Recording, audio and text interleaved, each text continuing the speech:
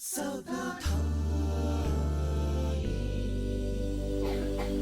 मन में कुछ नया करने की चाहो और कोई राह मुश्किल नहीं होती है। सावधानी कोचिंग इंस्टीट्यूट हर राह को आसान बनाने के लिए आपके बीच में कुछ ना कुछ नया करने के लिए जरूर लेके आता है। आज हम अपकमिंग कॉम्पिटिटिव एग्जाम के लिए गणित विषय में विस्तृत अध्ययन करेंगे और उस एग्जाम पैटर्न सिलेबस की संपूर्ण जानकारी प्राप्त करेंगे। आज जिनका हमें मार्गदर्शन प्राप्त होगा श्रीमान जगमोहन जी राय, जिनके पास 15 से 20 वर्षों का बहुत अच्छा अनुभव है। वे हमें गणित विषय के ऊपर मार्गदर्शित करेंगे और आपकी निश्चित सफलता के लिए सशक्त करेंगे।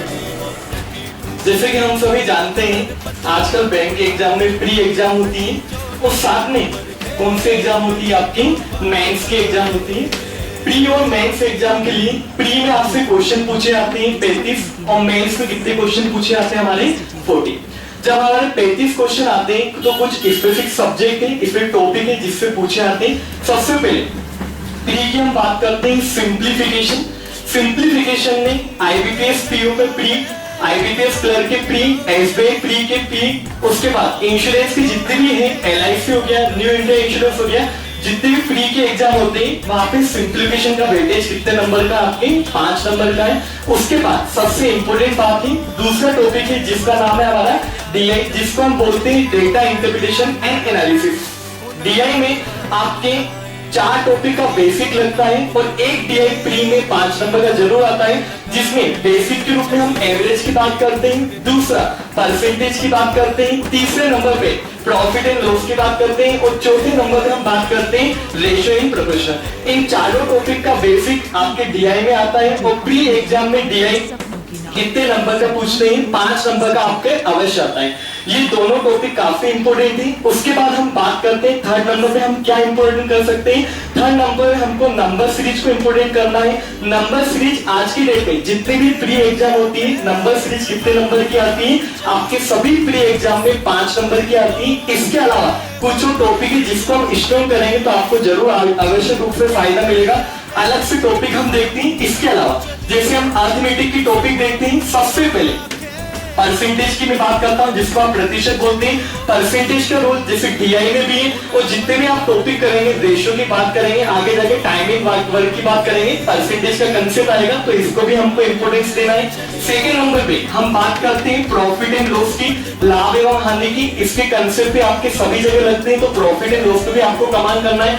इसके अलावा हम बात करते हैं थर्ड नंबर पे एवरेज हो गया आपका, जिसे आप औसत बोलते हैं। फिर हम बात करते हैं टाइम एंड वर्क, जिसे आप बोलते हैं समय एवं कार्य। फिर हम बात करते हैं फिफ्थ नंबर पे टाइमिंग डिस्टेंस और आप देखते जाएंगे 6 नंबर पे simple interest and compound interest. ये आपके अर्थमेटिक के टॉपिक है जो हमने बगल में लिखे, साइड में लिखे।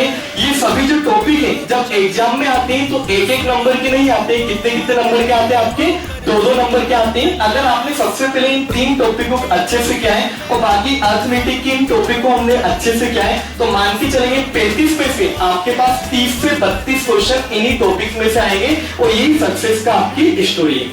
दूसरी तरफ हम देखते हैं जब प्री एग्जाम होता है किसी एग्जाम का, उसके बाद 1 महीने के बाद मेंस का एग्जाम होता है, लेकिन हमको तैयारी मेंस के हिसाब से भी करना है। हम सभी जानते हैं पीओ में जैसे हम बात करेंगे पीओ के मेंस के लिए सबसे इंपॉर्टेंट है आपका सिंप्लीफिकेशन। वापिस सिंप्लीफिकेशन पीओ में कितने नंबर का आता है, आपकी 5 नंबर का आता है। दूसरे नंबर पे सबसे इंपॉर्टेंट टॉपिक है जिसका नाम है हमारा DI, data interpretation and analysis. DI एक तरह से काफी इंपॉर्टेंट है पीओ की दृष्टि से मेंस में।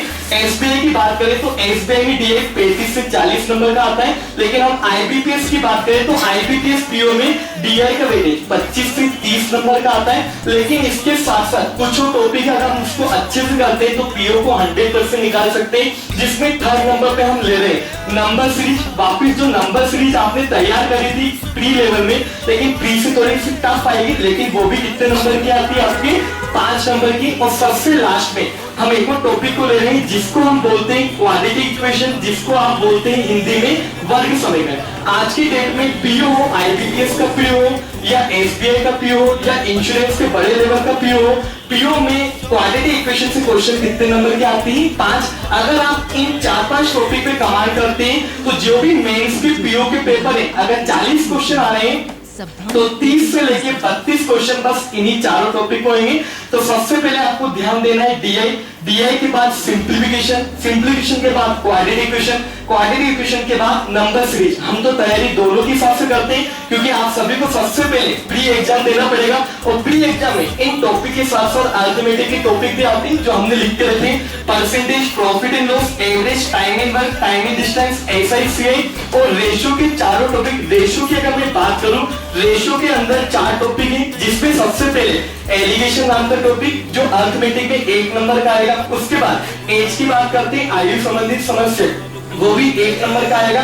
फिर हम बात करते हैं पार्टनरशिप, पार्टनरशिप कितने नंबर की आएगी आपकी, एक तरह से जो रेशियो के चारों टॉपिक है वो सभी एग्जाम में कितने नंबर के पूछे जाते हैं आपके 4।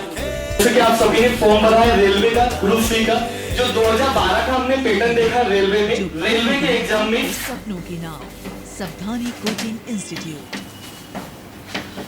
सिंप्लीफिकेशन 2012 में कितने नंबर का पूछा गया था, 5 नंबर का। सिंप्लीफिकेशन के साथ एक डीआई का क्वेश्चन आया था जो बार ग्राफ का डीआई, डीआई भी आपका पूछा गया था 5 नंबर का।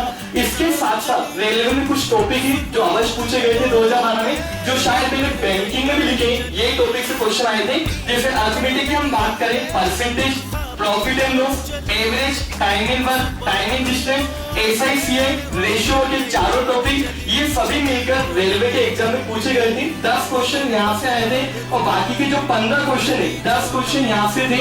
हायर मैथ्स जो बोलते हैं अपने हायर मैथ्स में बस एक ही टॉपिक पूछा गया था जिसका नाम था हाइट एंड डिस्टेंस, जिसको हम बोलते हैं एंगल ऑफ एलिवेशन और एंगल ऑफ एवल्यूशन। यहाँ से आपके हायर मैथ्स से 2 क्वेश्चन पूछे गए थे और बाकी सब क्वेश्चन जो बैंक हम पढ़ते हैं सभी रेलवे के एग्जाम में पूछे गए। सपनों के नाम सावधानी कोचिंग इंस्टीट्यूट। कुछ महत्वपूर्ण जानकारी आगे करते हैं, भविष्य में आने वाली परीक्षाओं पर आपके लिए आज दिए गए सुझाव कारागार सिद्ध होंगे।